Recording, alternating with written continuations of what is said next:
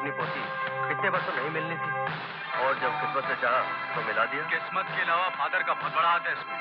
सबसे पहले इन्हें ख्याल आया, अगर ये ना होते तो इंसान क्या करेगा जब तक उसकी मर्जी ना हो। ये तो है। हुजूर, जरा संभल के, कहीं दारू के साथ साथ गिलास न चबा जाएगा। Ladies and gentlemen, Madam Sulakshana Devi and her granddaughter Seema Devi.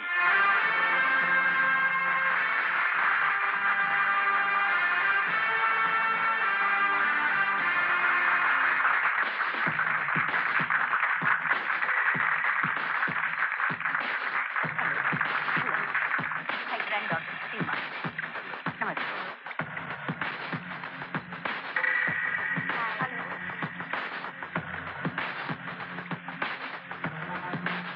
नमस्कार। Prince of Hatipur, my granddaughter Seema. Hello. Hello, may I have a dance with you?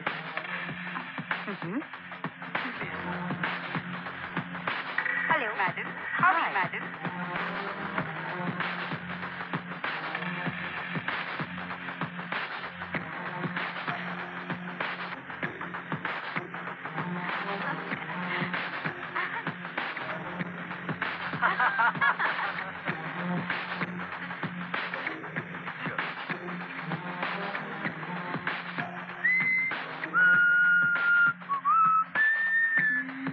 क्या बात है?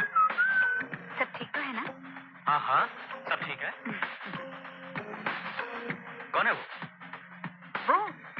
वो हाथीपुर स्टेट का प्रिंस है। होगा। वो प्रिंस हाथीपुर हो या प्रिंस ऊंटपुर, मगर तुम्हें इस तरह चीप डांस नहीं करना चाहिए था। चीप? क्या किया है मैंने? क्या किया है मैंने? उस आदमी के साथ कैसे डांस कर रही थी? हंस रही थी। हैं? लोग देखें तो क्या सोचेंगे? खैर, मुझे क्या? सही बात है। तुम्हें क्या? तुम्हारी और मेरी 50-50 की पार्टनरशिप है। इसके अलावा मैं जो कुछ भी करूं तुम्हें क्या? You're right. जाइए जाइए, आपके वो डार्लिंग प्रिंस ऑफ हाथीपुर आपका इंतजार कर रहे हैं। Who cares? कुछ न कुछ तो करना ही पड़ेगा। सरकार, अब जो भी कीजिएगा सोच समझ कर कीजिएगा। आपने अरुण को नीचा दिखाने के लिए उस लड़की को नौकरी दिलवाई, आपने ही उसके घर की तलाशी का आइडिया दिया, और वो लेटर अपने हाथों से अपने पैरों पर मार लिया। मुझे क्या पता था इतने से लिफाफे में से इतनी बड़ी मुसीबत निकल आएगी। सरकार, ये तो है, ये पहली बार देखा कि खोदा चूहा और निकला पहाड़। हाय हाय, कल तक मैडम के इकलौते वारिस आप थे, आज वो लड़की है। नहीं, वैसे मैं आपका नेचर जानता हूँ, आप कुछ न कुछ तो करेंगे ही। मैडम ने इतने जरा से दिनों में कुछ नहीं तो तुम्हें 20 लाख रुपए की ज्वेलरी तो दी होगी। एग्जैक्ट कीमत तो मुझे पता नहीं, लेकिन ये रही ज्वेलरी की लिस्ट तुम्हारे लिए, ताकि बाद में हिसाब करते हुए गड़बड़ ना हो। बाद में? ये बाद में का क्या मतलब हुआ? हमारी तुम्हारी पार्टनरशिप है 50-50। मुझे मेरा हिस्सा अभी चाहिए, वरना तुम किस दिन ये सब लेकर अफूचा करोगे तो मैं तुम्हारा क्या ना। तुम हर एक को अपनी तरह बेईमान समझते हो। सीमा बेटी, हम लोग बेईमानी और ईमानदारी की बातें ना ही करें तो अच्छा है। हमारे मुंह से ये बातें अच्छी नहीं लगती। लेकिन अंकल, इसको ये तो सोचना चाहिए कि अगर मैं इसका हिस्सा दे दूंगी और कल को मैडम ने पूछा, बेटी बाकी की ज्वेलरी कहाँ है, तो क्या कहूंगी कि आधी ज्वेलरी मेरा 50% का पार्टनर ले गया। ये भी ठीक है, लेकिन अरुण भी ठीक कह रहा है। आखिर इसको भी तो इसका शेयर मिलना चाहिए। और तरकीब क्या होगी? तरकीब है वो क्या, जितना ये घर चलेगी उतना मैं ऑफिस से ले लूंगा। ठीक, घर तुम्हारा ऑफिस तुम्हारा, 50-50। क्यों सीमा? मुझे मेरी जवानी के जमाने का एक गीत याद आ गया, शायद तुमने सुना होगा। साथी हाथ बढ़ाना साथी रे, एक अकेला थक जाएगा मिलकर बोझ उठाना, साथी हाथ बढ़ाना। ओके, लेकिन ये होगा कैसे? वो मैं बताता हूँ, चलो। हसमुख। जी मैडम। मैंने बलवंत को 10 बजे बुलाया था, अभी तक वो आते ही होंगे। रात को काफी देर तक ऑफिस में काम करते रहे, 2-2:30 बजे तक फाइलें देखते रहे, इसलिए सुबह आने में देर हो गई होगी। क्यों हसमुख लाल जी? जी। दादी माँ, ये तो है, बलवंत अंकल 10 आदमी का काम अकेले करते हैं, है ना हसमुख लाल जी? जी, मैडम बेबी बिल्कुल ठीक कह रही हैं। Good morning. यहाँ सब ठीक है? सर, आपके होते हमारे लिए सब ठीक है। तुम ही हो माता पिता, तुम ही हो। सर जी, यस। मैडम आपके बारे में पूछ रही थी, मैंने अपनी तरफ से कह दिया कि आप रात को 2:30-3 बजे तक ऑफिस में बैठकर काम कर रहे थे। Good, very good. तुम ही हो बंधु सखा, तुम ही हो। Morning madam. Morning. Sorry madam, आने में जरा देर हो गई मुझे आज। क्या है कि सारे अकाउंट्स बंद करने थे ना, इसलिए रात को ऑफिस में ही 2-2:30 बज गए। काम तो खैर रात भी हो सकता था, लेकिन आप तो मेरा नेचर जानती हैं। मैं सब जानती हूँ। बैठो और मेरी बात सुनो। जी। देखो बलवंत, आखिर तुम्हारी भी अपनी जिंदगी है। इतना काम करोगे तुम्हारी सेहत का क्या होगा? मैंने फैसला कर लिया है, तुम्हारी आधी जिम्मेदारियां आज से अरुण संभालेगा। तुम्हारे साथ मैंने बड़ी बेइंसाफी की है। इतने दिनों तक मैंने इस बारे में सोचा ही नहीं। सच्ची बात तो ये है, आज भी ये सब मुझे सीमा ने ही समझाया। सीमा ने? How sweet. I love you, Balwant uncle. You know it. Of course, of course. सरकार, ये क्या हो रहा है? वो घर की वारिस हो गई है, अब ये दफ्तर का मालिक हो रहा है। आप तो ना घर के रहे ना घाट के, मगर मैं अपनी जबान से आपको धोबी का कुत्ता तो कह नहीं सकता। चलिए समझ लीजिए, मैं कुत्ता हूँ और आप धोबी, मगर अब हम दोनों कहीं के नहीं रहे। तुम तो मेरा नेचर जानती हो हसमुख। मैं धोबी नहीं हूँ, मैं लोहार हूँ, लोहार। तुमने सुना नहीं? 100 सुनार की और 1 लोहार की। हाँ सरकार, कहीं ऐसा ना हो कि सोनार सारा सोना लेकर ये जा वो जा और लोहार अपना हथौड़ा लिए बैठा ही रहे। अरे कुछ जल्दी कीजिए, नहीं तो ये मालिक बन जाएंगे। अरे कैसे बन जाएंगे? अब मैं पता लगाऊंगा कामनी का कि वो जिंदा भी है कि मर गई, उसकी कोई औलाद थी भी कि नहीं, और अगर थी तो कहाँ है?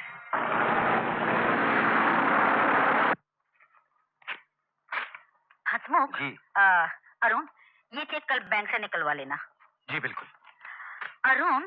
जी मैडम। बलवंत को गए 3 महीने तो हो गए होंगे। जी हाँ, 3 महीने तो हो गए। कमाल है, 3 महीने गुजर गए। कमाल तो ये है, न कोई खत आया है न चिट्ठी। जी हाँ, मैं भी उनकी तरफ से बहुत परेशान हूँ।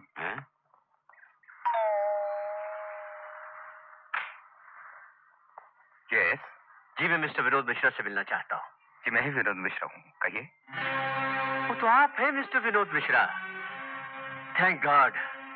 आप सोच नहीं सकते कि कितनी मुश्किल से मैंने आपको ढूंढा है। और उस दिन अचानक कामनी घर छोड़कर चली गई। बस हमारी उससे वही आखिरी मुलाकात थी। वो मेरी पत्नी की बहुत अच्छी सहेली थी, लेकिन मुश्किल ये थी कि मेरे भाई सब पुराने ख्यालात के थे। कहाँ गई होगी वो? कोई अंदाजा है आपको? कुछ याद कीजिए, शायद उसने आपको कभी। हाँ, मैं एक बात बता सकता हूँ। कामिनी के जाने के कुछ ही दिन बाद मुझे उसके कमरे के ड्रावर में से एक मैटरनिटी होम का पता मिला, लेकिन भाई साहब के डर से मैंने ये बात शांति को भी नहीं बताई, क्योंकि भाई साहब। क्या पता था? कौन सा मैटरनिटी होम? क्या पता था उसका? मैं कोशिश करूंगा याद करने की, लेकिन आप कामिनी को इस तरह क्यों ढूंढ रहे हैं? जी उन्हीं के फायदे के लिए। आप तो मेरे नेचर आप मेरे नेचर कैसे जानेंगे? आप तो पहली बार मुझसे मिल रहे। फिर बात यह है कि कामनी के दूर दराज के चाचा थे। उनकी जायदाद अगर कामनी मिल जाए तो मैं उससे सौंप दूं, वरना उसकी बेटी को अगर वो मिल जाए तो। कामिनी की बेटी? उसकी बेटी कहाँ थी? हाँ? कामिनी का तो बेटा था।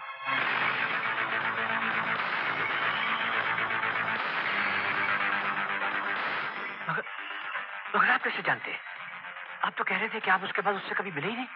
मैं तो नहीं मिला, लेकिन वो एक बार मेरे भाई साहब को किसी मंदिर के पास मिली थी, बुरे हाल में। खुद में 1 साल का बच्चा था जो बहुत बीमार था। मेरा बच्चा बहुत बीमार है, बहुत बीमार है भाई साहब। अगर आज भी इसे दवा नहीं मिली तो ये मेरी थोड़ी मदद कर दीजिए। तुम्हारी कोई भी मदद नहीं कर सकता कामिनी। ये तुम्हारे अपने पाप है जो तुम्हारे सामने आ रहे हैं। इस बच्चे के लिए तो यही अच्छा है कि तुम्हारी छाया भी इस पर न पड़े। मेरी मानो तो सामने वो पालना देख रही हो, बच्चे को इसमें डाल दो, कोई और पाल लेगा। तो कामनी की बेटी कभी पैदा ही नहीं हुई। दादी माँ। दादी माँ। Darling. Good morning. Good morning darling. मैं तुमसे नाराज हूँ। मुझसे? क्यों? आज सुबह तुम मेरे बेडरूम में क्यों नहीं आई? मैंने तुमसे कहा है रोज सुबह सबसे पहले मैं तुम्हारा चेहरा देखूं। क्यों? इस चेहरे में ऐसी कौन सी खास बात है? वाह, है क्यों नहीं? देखो, आज नहीं देखा, आज ही मेरी तबीयत खराब हो गई। खराब हो गई? क्या हुआ दादी माँ? यही सर्दी, जुकाम। हेलो हेलो आंटी, मैं तारा। हेलो बेटे। आंटी, मैंने आपको कंग्रेचुलेट करने के लिए फोन किया। प्रिंस ऑफ हाथीपुर मिले थे, उन्होंने बताया कि इतने सालों बाद। ये तो किस्मत की बात है बेटे। अच्छा, तो तुम आ रही हो? ये तो बड़ी खुशी की बात है। हाँ हाँ, तुम्हें आके मेरी पोती से मिलना ही चाहिए। ठीक है, तुम आज ही आ जाओ।